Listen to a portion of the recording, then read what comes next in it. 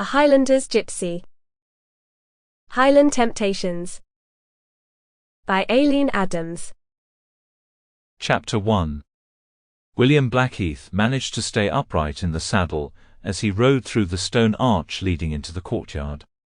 Laird Richard's household moved as it always did, with great energy, with life, with shouts and laughter and the sound of the blacksmith's hammer striking iron. It moved around him as he walked his horse through the melee.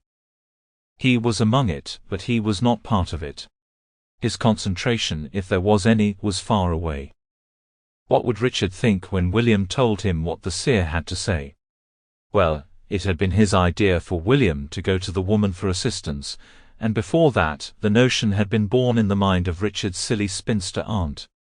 Innes Munro was known for her odd beliefs, almost as well as she was for her unfortunate looks and shrewish nature.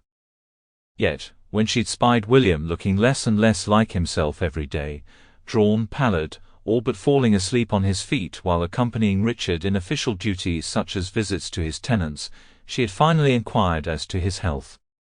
No one got around Innes Munro and her sharp eyes when she set her mind on learning what it was she wished to know.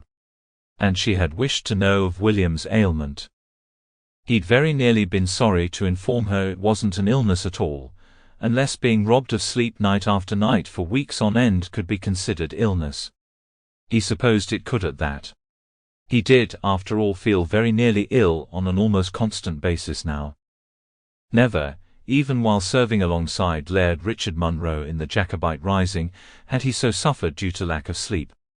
Yet it wasn't only sleepless nights and the deepening circles beneath his eyes which plagued him.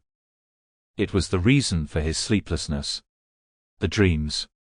Dreams which haunted his waking thoughts, which wrapped themselves around his mind like vines and squeezed the very life from him. He imagined them this way sometimes.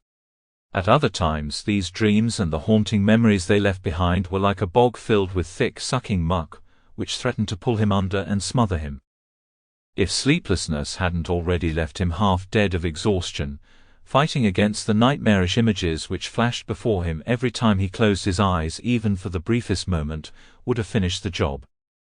He dismounted, and handed the reins to the only stable lad he trusted with his prized horse, a sable gelding Richard had gifted to him on returning from the ill-fated war against the Loyalists. The beast was magnificent, finer than anything William had ever owned, and Richard knew it. They'd grown up alongside one another when his father had served as the leader of Laird Hugh's guard, and so they were aware of the other's personal history as though it were their own. Entering the keep, he sidestepped two lads. Sample complete. Ready to continue?